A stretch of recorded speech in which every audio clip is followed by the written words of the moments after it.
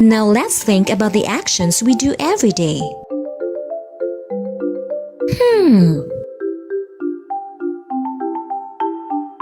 What time do you wake up? Take a bath. Eat breakfast. Brush your teeth. Go to school. Or sleep at night. These actions are repetitive and we do this every day. To describe these actions, we use the simple present tense verbs. Today, let's study how to form present tense of regular verbs and use them properly in sentences.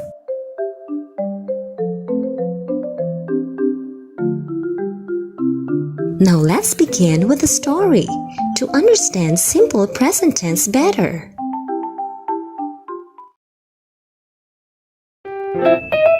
Alice is a wonderful and smart girl.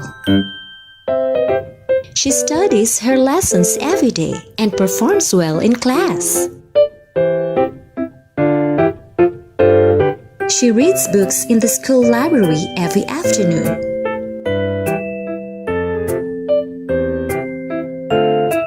Alice also helps her teacher every morning.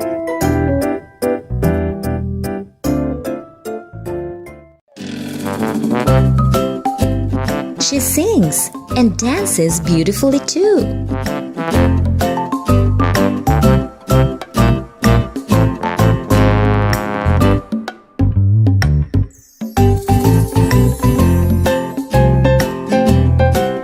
Her teachers think she's an amazing pupil.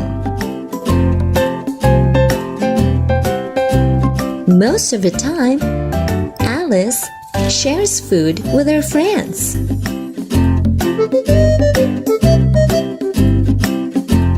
And she loves to tell them stories too. Everybody laughs at her funny stories. Alice is indeed a wonderful girl.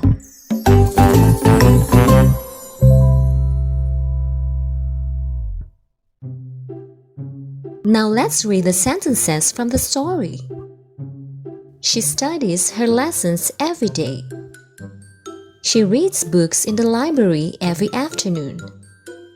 Alice helps her teacher every morning. Most of the time, Alice shares food to her friends.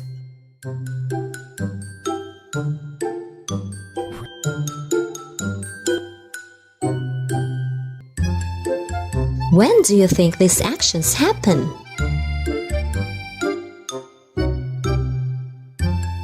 Good! These actions happen regularly. The words every day, every afternoon, every morning, and most of the time tell that the actions are being done repeatedly. We use the simple present tense. So what is simple present tense? Simple present tense refers to an action that is happening now, or something that we do every day, every night, every week, every month, or every year.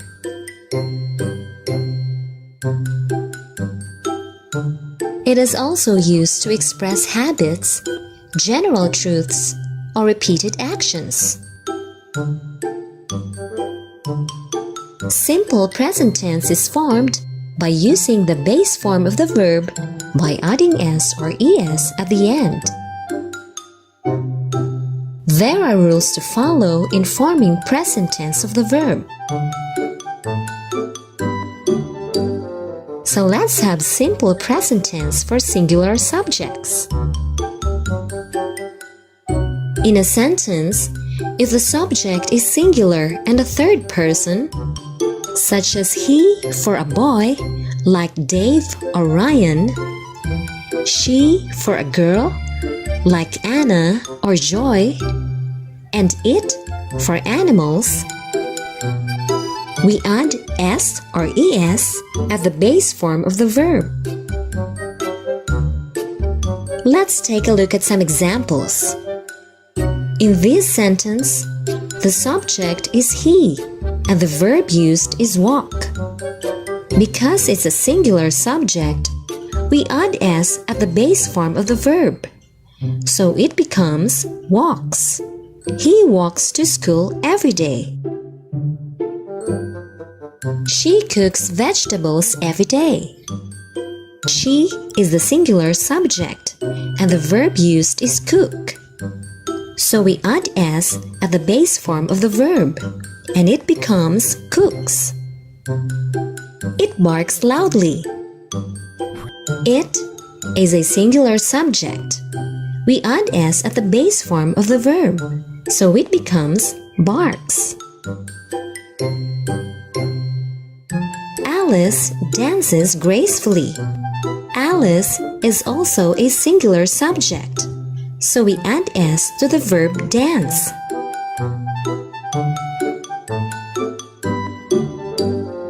Let's have simple present tense for plural subjects. If the subject is plural and a third person, like they and we use the base form of the verb. We don't add s or es at the end of the verb. Let's take a look at some examples. Her friends laugh at her stories. In this sentence, friends is a plural subject and the verb is laugh.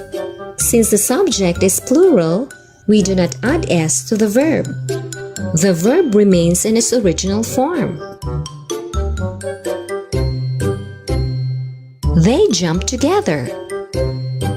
They is a plural subject. We do not add s to the verb. We eat breakfast every morning. The subject is we. Still, the verb remains in its original form.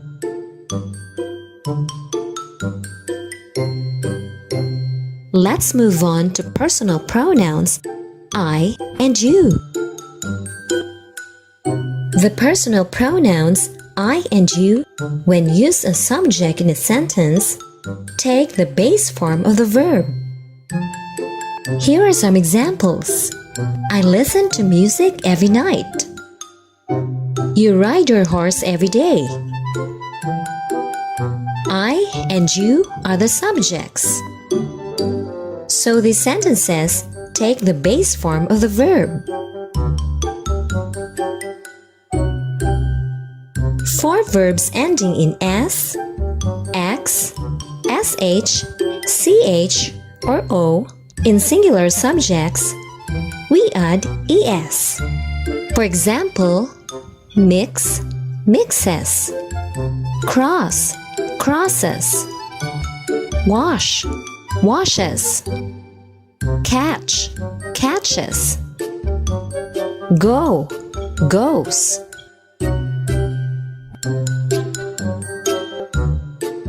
Anna washes her hands every day. Anna is a subject. The verb wash ends in sh. We add es at the end of a verb, so it becomes washes. Sister is a singular subject. The verb ends in o, so we add es at the end of the verb. My sister goes to the library. Let's see some more examples on how they are used in sentences. She mixes the food. We mix the food. Tom crosses the street. They cross the street. A woman catches a butterfly.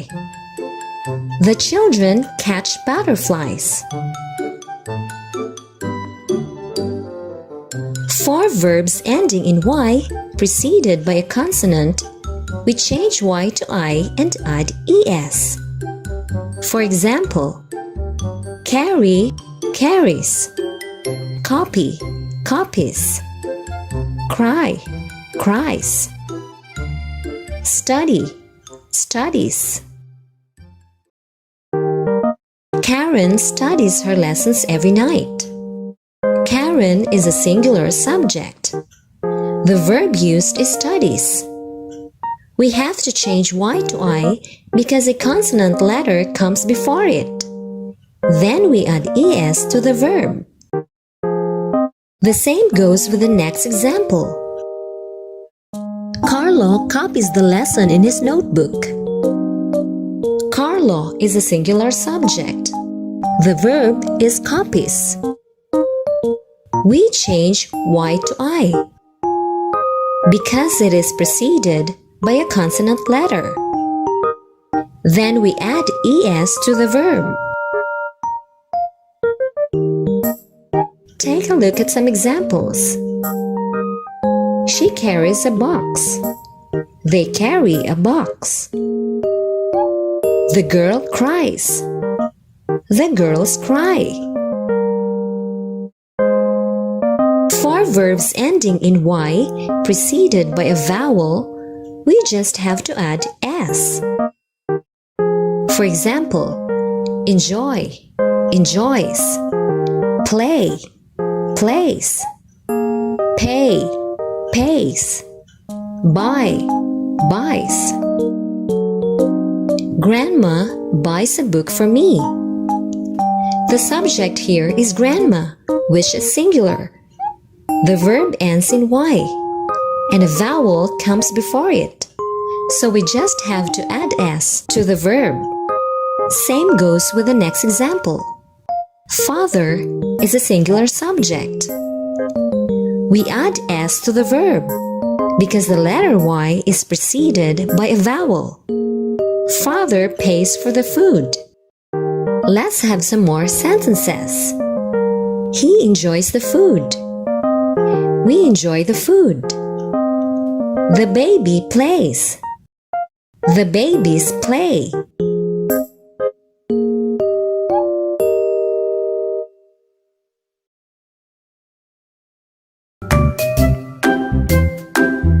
Well, I hope you had a great time learning today. Till next time. Bye!